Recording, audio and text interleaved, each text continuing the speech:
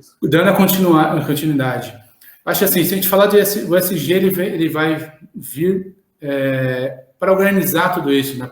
Dentro dessa transformação que está acontecendo, para aí ter essa satisfação à sociedade, essa governança que pede, essa questão de envolver toda a comunidade e isso melhorar os processos. Então, assim, essas respostas não é só ter a empresa. E eu queria passar, porque esse, para mim, é um assunto mais profundo, que a gente, né, dedica mais. E aí eu quero entrar no ponto, a gente está falando aqui de transformação digital. Você é um cara de mais de 30 anos de experiência. E voltou por uma discussão agora geracional.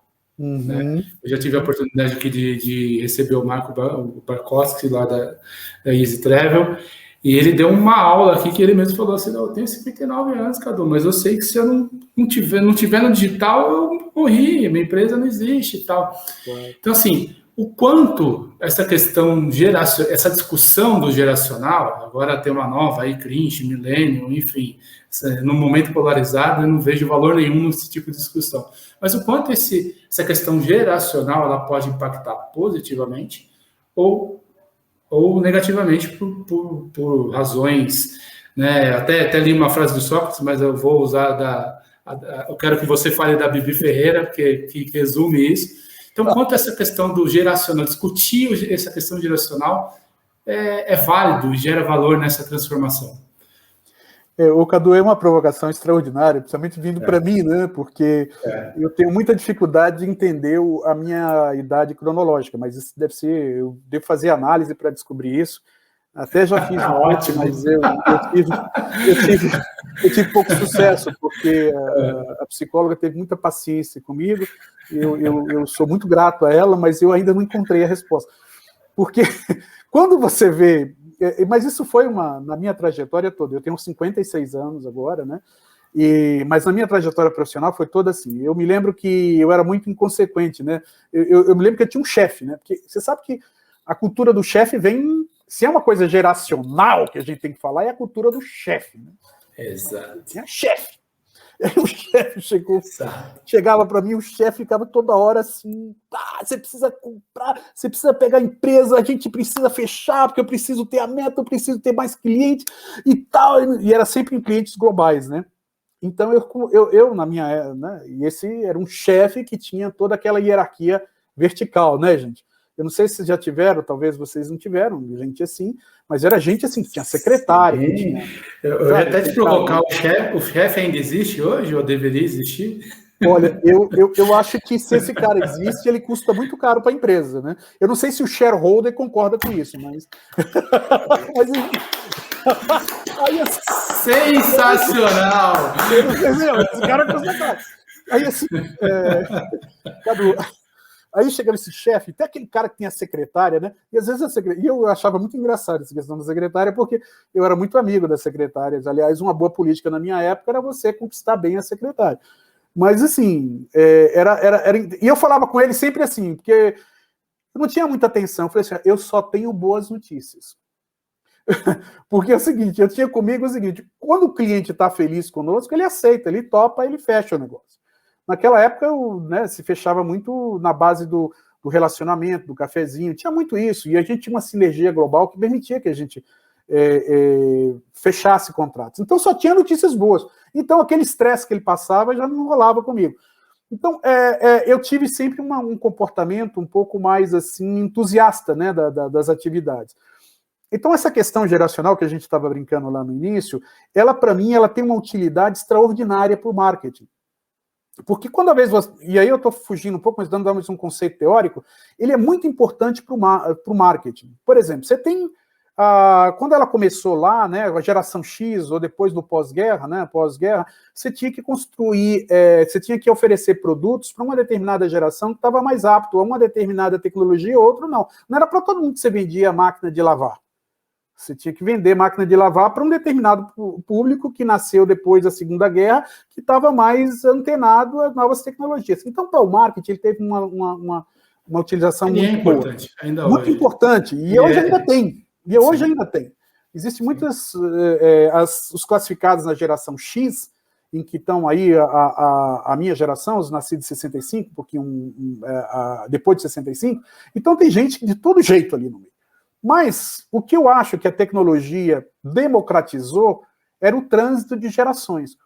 Então, eu já vejo pessoas da minha geração antenadíssimas. O Marcos Moscova, por exemplo, é um cara maravilhoso.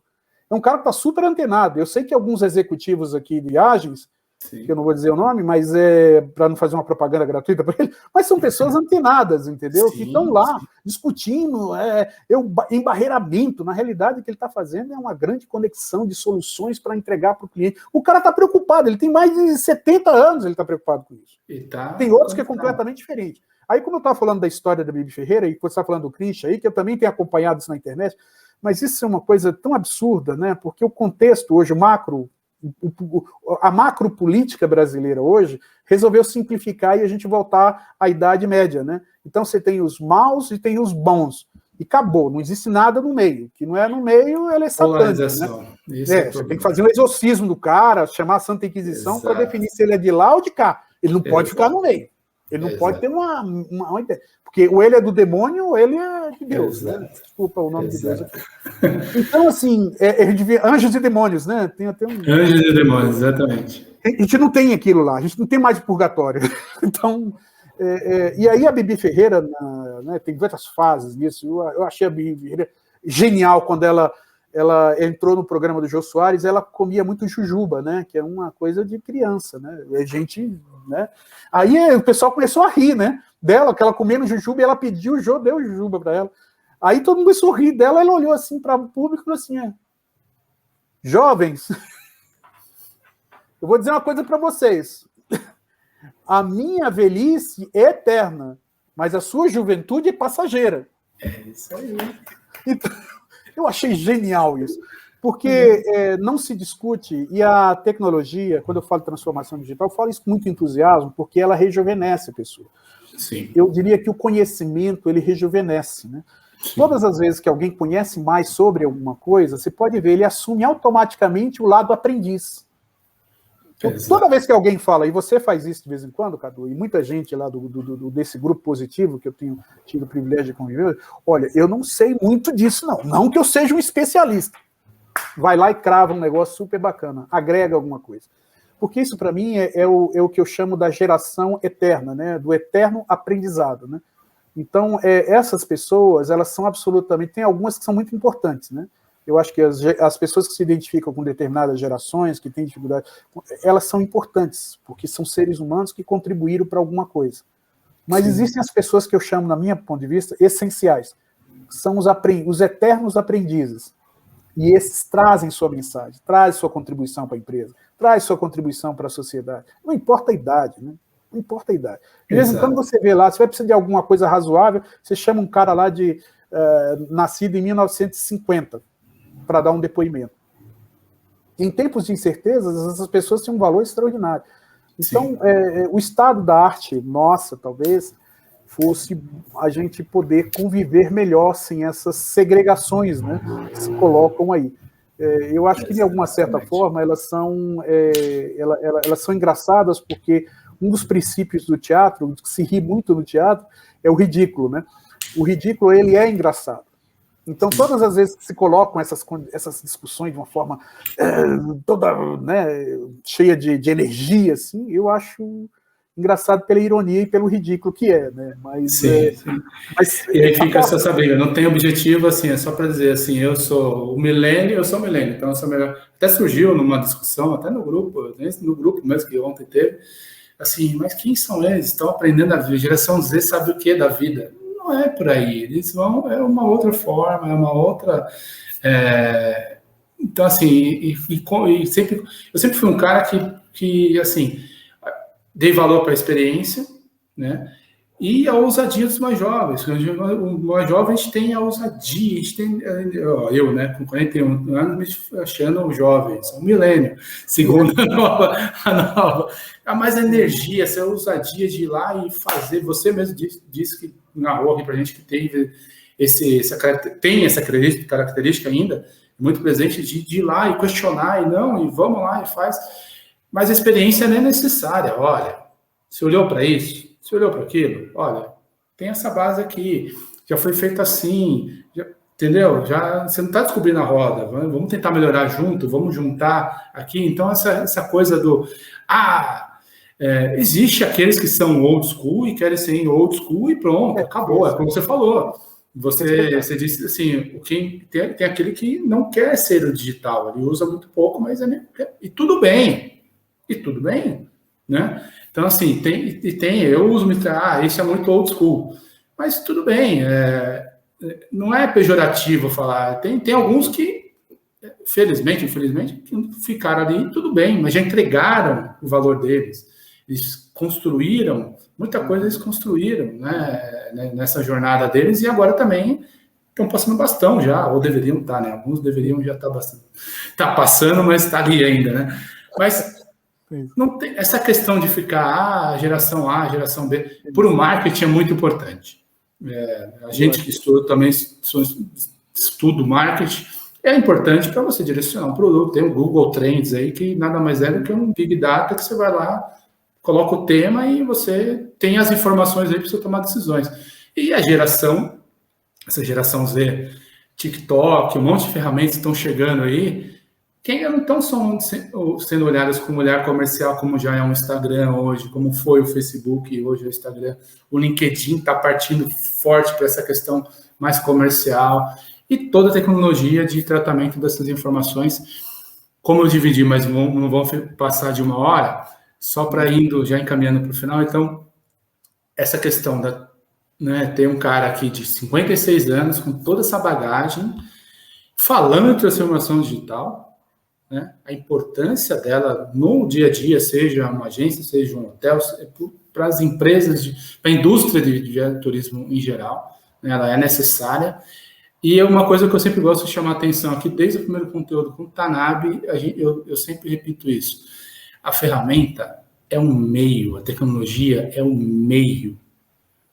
Se não tiver nós, seres humanos, com a nossa humanidade, né, o olho no olho, não acontece nada. Ela automatiza, ela facilita, nos gera algumas experiências de conexão, de agilidade, de entrega, mas sem o ser humano nesse processo, é a base da transformação. Pessoas, cultura e tecnologia. Sem isso, só ela por si só não funciona.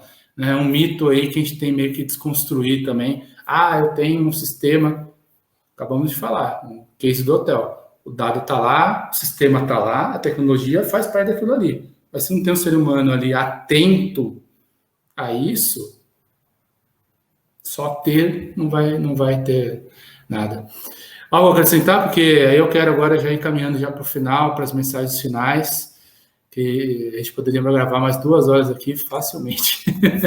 Não tenha dúvida. Eu só vou acrescentar aí, quando você valorizou muito as pessoas, acho que engajamento é tudo, né? E engajar esse público novo que está chegando aí no mercado de trabalho, com todas as dificuldades que está chegando, eu também me incluo nisso, eu não estou me excluindo dele também, mas é importante a gente dizer o seguinte, olha, experiência, né, como a gente estava comentando aí no off, né, vivência, saber, o notável saber, né, o notável saber que algumas pessoas têm, elas têm que ser utilizadas para agregar, ela tem que ser arma para agregar, e não para se colocar, eu sou melhor porque eu estudei tal, eu fiz tal curso, eu fiz tal liderança, eu fui dono de tal empresa. Não, ele tem que ser uma ferramenta para agregar, e não para você se sobressair de uma forma negativa ante as outras pessoas, porque somar é essa, a arte de somar é isso, né? Pessoas com experiências e tal, e que para conduzir a um resultado que faça diferença no mundo, não só para os clientes, mas para o mundo, de uma maneira. Sim, no nosso dia a dia em geral, né? Na nossa vida, né, em geral. Exatamente. E aí, como eu falei, o conteúdo aqui, eu tô até, já mudei a estratégia, conversamos aqui, vão ter 2 episódios, você é o primeiro a inaugurar essa nova forma, 2 entrevistas, vai ter continuidade. Poxa, que honra. E ficaríamos mais tempo aqui, o conteúdo tem o ESG mesmo, seria um conteúdo para a gente... Seria maravilhoso. Maravilhoso falar, mas a proposta aqui é justamente passando pelos temas. E agora, seus recados finais para quem chegou até aqui, né?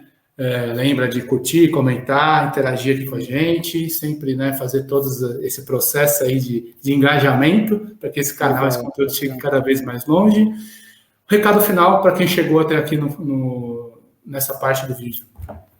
Então, pessoal, vocês que assistiram esse conteúdo até agora, eu fico feliz por isso, mas eu fico mais feliz quando a gente consegue ter o que esse canal se propõe, né, que é dialogar. E eu fico muito feliz também com essas lideranças, jovens lideranças como o Cadu Cordeiro, é uma pessoa extraordinária, ele nos deixa muito à vontade, ele é uma pessoa que ele é muito econômico nele mesmo, né? Mas eu costumo dizer que está se surgindo novas lideranças e novos influenciadores. Ele é um influenciador do bem, do mercado, está preocupado em dar sua contribuição efetiva para o mercado, e eu fico muito feliz de poder contribuir de alguma maneira para que essas novas lideranças, para que esse novo oxigênio, né, na discussão do mercado, ele dê frutos, né? E eu quero lhe parabenizar, Cadu, francamente falando, dessa sua iniciativa e dessa sua inquietação. Ela me remete a coisas muito bacanas, muito legais, e eu faço muito votos que você continue com essa força. E todos vocês que estão assistindo aqui, gente, coloque like, faça comentários, estimule isso, porque é algo de bom que está acontecendo, né, nessa indústria. E a gente precisa de muito boas notícias dessa indústria. E o Cadu é uma boa notícia. Jair, eu só tenho... Isso não foi combinado, estou aqui me controlando para não me emocionar, mas muito obrigado. Como você falou, essa inquietude, a gente até conversou sobre isso, e eu tenho essa ousadia, né, de querer entregar alguma coisa, querer transformar através de ações como essa. E realmente o Vamos Dialogar surgiu de uma inquietação, de um incômodo que me gerou uma situação X que aconteceu, e aí eu comecei a receber alguns feedbacks, foi muito assertivo no nome, e realmente segui, e não pretendo realmente parar, até porque eu me divirto muito, e ouvir essas palavras tão carinhosas, tão bacanas, de um profissional com seu quilate, como eu sempre digo, um profissional realmente referenciado no nosso mercado, só me deixa muito grato, né? Me mostra que, de alguma forma, estou trilhando um caminho aí que eu consiga chegar aos meus objetivos, e gratidão mesmo, muito obrigado, realmente eu estou muito feliz de ter ouvido o que eu ouvi agora. Muito obrigado, Cadu. Obrigado a todos vocês que estiveram assistindo, e realmente é uma admiração muito grande. Eu fico muito feliz de poder participar um pouquinho desse momento seu. Bom, vamos lá. Então, é isso. Você que chegou até aqui, curta, compartilhe, comente, faça todo aí esse ritual, né, de compartilhar. Jair, mais uma vez, obrigado pelo seu tempo. Teremos aí 2 episódios com o Jair, não se esqueça, se você chegou aqui no final, está vendo o segundo episódio, volta lá que tem o primeiro, assiste que está muito bom, recomendo fortemente, como eu sempre faço. Jair, obrigado, até a próxima, nos falamos. Gente, um abraço, até quarta-feira que vem.